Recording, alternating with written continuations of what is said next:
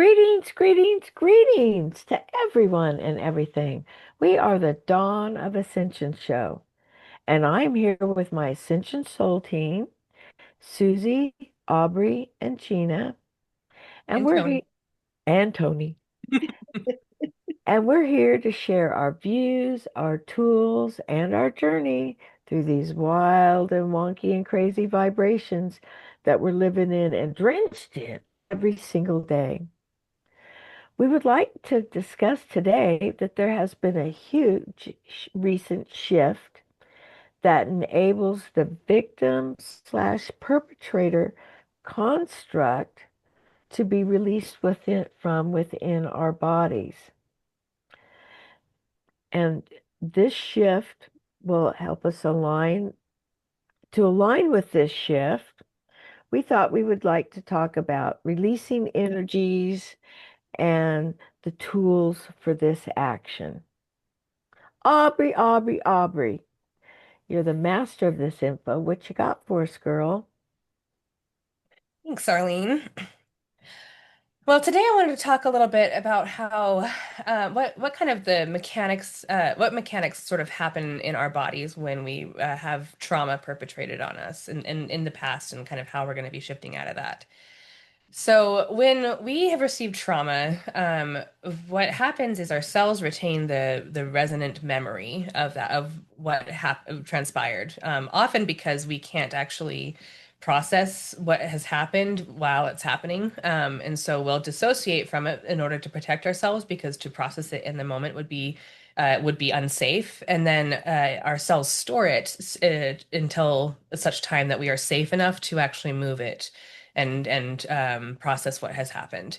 So what has in the past and what's kind of what we're shifting, what will happen if you have had a trauma perpetrated on you by someone else, is your body will either cannibalize itself or it will then perpetrate it outwards to someone else. It will be either an internal process or an external process. And there has been a big shift in the collective that is going to allow us to start moving out of that cycle and start kind of treating it rather than continuing that cycle and using that construct in the way that we excuse me, process our trauma. We're going to instead just be processing it as trauma instead of inflicting it on other people or on ourselves. So, how do you align with this shift? It really is a matter of allowing trauma to leave your body. So, right now, it's really important to do whatever you can to regulate your nervous system and bring your body into a very, very, very calm state. Like I said earlier, trauma can't move until we feel safe and in that safety is where everything is allowed to relax enough in order to kind of release the energy and the resonance that you're holding in your cells. So finding really, really calm, relaxed states of being, meditating, engaging in music, even activity like quiet activities that move your body is going to be a really good way to start moving the energy out. Because we talk a lot here on Dawn of Ascension how when you're trying to release energy, you need to replace it with a different energy. You can't just let it go. It needs to have a different resonance that comes in instead. So doing things that make your soul sing, like actually singing, that helps. But anything that really kind of makes your heart swell and kind of brings joy to your life, it can be as simple as smelling your coffee or smelling flowers. um, those types of things are going to bring a different resonance into your cells. And if you are feeling safe and if you feel relaxed, then that will actually start replacing the energy and moving that energy and that resonance out of your body. Wow, it sounds like a lot of work. You're supposed to not work. That's the point. Well, yeah, that's true. That's true. I would add that I've been working on this week, and so the coffee hasn't been my morning ritual for a couple of days, and I've cut down on the sugar, the desserts. Um, so that's my just beginning tools and beginning of this process for me. Mhm. That's a really good point, Arlene, because the physical things that we bring into our body that will amp up our energy, like caffeine and like sugar, those are going to keep your body. I mean, you're physically bringing that amped up energy into the cells of your body. So staying away from those things that bring you amped up, and instead bring in things that are going to make you feel calm, like chamomile tea or thing just anything that's going to like bring your energy down and like into your body. That's what you're going for. I must say, when as you're releasing this trauma, if you've been used to it for a very long time, that it's even hard to understand what that vibration is and where you're at. I'm finding that sometimes I go back to what is normal, which is being a little more amped up, and then I have to take deep breaths and just sit there and relax, and then and my body's been easier to just flow through, and then I imagine myself more grounded. I imagine myself grounded into Mother Earth and into all those earthly delights. And sometimes I even see her in my mind's eye, which is a wonderful thing. Gina, Gina, Gina, what have you got to say about this subject? Um, well, for y'all who don't know, Arlene is living with me now. um, so I've been watching and we're dandelion tea instead of coffee. um, but another thing that we've been working on is really to not force things to happen. If it's like um, to there's an energy around, I gotta do this and I gotta do that and this and that has to happen, and I to and you try and make it happen, where sometimes if you just take a deep breath, slow down, and say, what's the next step that's easiest for me to do right now, and all those things really do flow into happening if you can just get yourself into the timing, allow the universal timing to allow that flow to occur. That I helps. like the phrase using force will reinforce. If you're trying to kind of come up, if you're coming up in energy where you're trying to force things to happen, then whatever is in opposition to that is going to start reinforcing and doubling down. Like having that oppositional energy is going to cause oppositional energy. So being very gentle and going with the flow, like Gina's saying, is like that's how you're going to move here. And it's very different from the way that humanity has been acting. Yes, very, very different. Very different. I get to where, well, I'm just going to go do this now and do this and do that. And I've had to really, really concentrate on not forcing energies. And I have found that the things that I would normally go force, if I just relax, then they come in at this really perfect timing, and it gets done in just so fast and in just a couple of minutes, where I might get frustrated. I'm beating my head against the wall because I can't get it to do what I want it to do when I want it to do it. And if I just relax, it's really been a wonderful process, you guys. You must try it.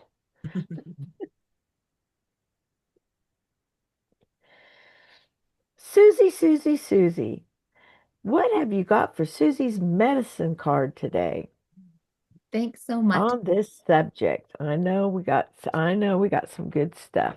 Okay. I'm really excited about this card. It's the Seven of Stones, Bountiful Harvest. And have you planted your seeds and have they reach their peak? Have you given them what they need? Can you look back at what you've done? Have you been working to heal some lost or broken part of yourself? Have you been practicing self-care? Have you given and received gracefully? Have you dreamed the impossible and brought it in? When we're planting a bountiful harvest, it includes just nurturing yourself with care and doing the things you need to heal yourself.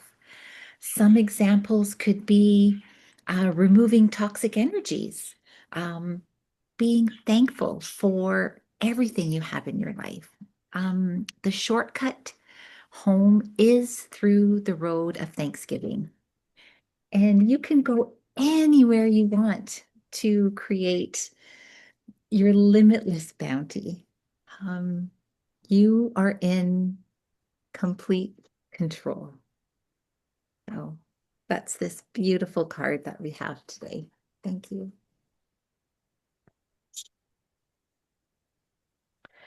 That's lovely, Susie. And being thankful is wonderful. It's necessary and it's a big tool. Thankful and gratitude. Uh, Aubrey, you encouraged me to set up a little ritual spot when I started this process and to give gratitude to Mother Earth in the morning and in the evening. And I think this is a wonderful tool. It's been really good for me because it's helped me stay more grounded and more connected. Otherwise, I would forget. Um, can you talk a little bit more about that process for us today? Yeah. So, um, as humans, one of the things that we are learning is how much our focus matters, how much our intention and focus really actually brings energy back into our lives. And so, one of the ways to kind of start bringing your focus more towards the things that are going to be healing to you and the things that are going to matter most is to create an altar space that you engage with regularly. So, for example, I have two altars that I light a candle on every single day. One is in the very middle of my house, and one is a personal altar from me and my guides. And I light tea lights multiple times during the day in order to kind of keep my prayer and my intentions and my focus going towards the energy that I would like in my life. So my central altar in my house, I am constantly like I'm multiple times a day going back and communing with the land and the earth and whatever other guides I want to be guiding my household and my container and my safety.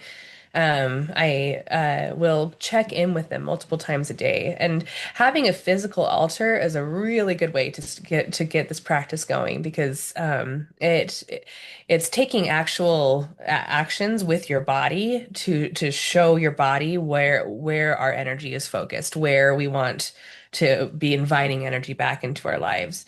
And it's really about being a good steward of your own energy and being a good steward of the life that you are living, because you are actually accountable for all of the energy that is in your life. And anything that is coming at you that is unpleasant there is something that you are doing that is bringing that energy back into your field. And so I highly recommend a practice of it's what we just talked about earlier. It's the replacing energy with what you do want in your life, and just bringing your focus into a devotional practice, so that your life actually becomes the most important part of your life. It's not, and you're co-creating with the energies that have brought us into this existence. We are children of Mother Earth. That is like even if you have a lot of memory from places other than Earth, your body and the resonance and the type of existence that you've chosen to be in this lifetime is of Earth. And so the more that we can connect in with Mother Earth and take real action to solidify that connection, the more that you're going to feel safe and at home here. Thank you. And can you explain why the fire? What does the candle and the fire itself represent? Mhm. So, fire is the only elemental that it cannot be corrupted. If you think about it, earth and water and air can all be polluted, and they do eventually purify themselves, but it takes a long time, and there's a very long time in the middle where there can be corruption in those elements. Fire, if you put something that is toxic in fire, it immediately purifies it. The fire itself cannot be corrupted. So lighting a fire and having a prayer with that multiple times a day will invite the energy of purification into your practice. I set an intention with every candle I light for who I would like to be guiding the energy around my system so that it can be kept clear. Okay, okay. I'm still learning on some of this stuff though. Even though I'm advanced in other things, there's other things I'm just like a third grader. But I would like to share, for us new ones, I just light the candle in I just have this, my little kitty, and I've got a little ritual up here, and I've got some stones and some things that mean something to me. And just start someplace. It's so easy. And then when you get more advanced and become a master, you can have different things if you like. But I've asked the things that are up here um, what they would like to be, what they'd like to be there. I have my Shungite dragon, who is very important to me, and some other things. So just it's there's no right and there's no wrong. Just start. We also have we also have a wonderful announcement that we're going to make. So Monday, this coming Monday, June 2nd, is the first of our Ascension Reflections Zoom meetings. And it's going to be at 12 o'clock Mountain Standard Time. And we will have a link below, and you just go in and click on the link, and it will take you to the website, and then you can sign up. Um, but it will be a group, it will be just like a group meeting. And this Monday, we're just going to have a meet and greet. So come and just meet and greet us, and we can talk and get to know each other a little bit. And then after that, there will be a subject, and it's listed on our website for Ascension Reflections, and that will be the topic. So you can think about your ideas and what your feelings are, or maybe you have some questions about that particular subject that we are going to have for that Monday. But we're very excited about this, and we're looking forward to being um, interacting with all of you that follow us and listen to our tools through these wild and wonky energies. So I think beep, beep, beep, beep, beep, beep, beep, beep. Incoming, incoming. Aubrey, who has our message for today? Today, we have a message from the elm trees. Um, what they would like to show is that we are deeply, deeply connected by a root system that we don't realize is feeding us at all times, but there are different types of roots. There's shallow roots, there are deep roots, there are long roots, but once you tap into your roots, you are actually connected into all of the roots that exist. There's an energetic mycelial network that is connecting all of us, and we really truly are one organism. And we don't it's so easy from the human construct to feel like we're separate and feel like we're like we are different than the things around us. And it's just not true. And the more that you can release the idea that you're alone, the more that nature can step in to help you, because we truly are part of a greater picture of creation that is uh, beyond our wildest dreams. Trees are so awesome. So awesome.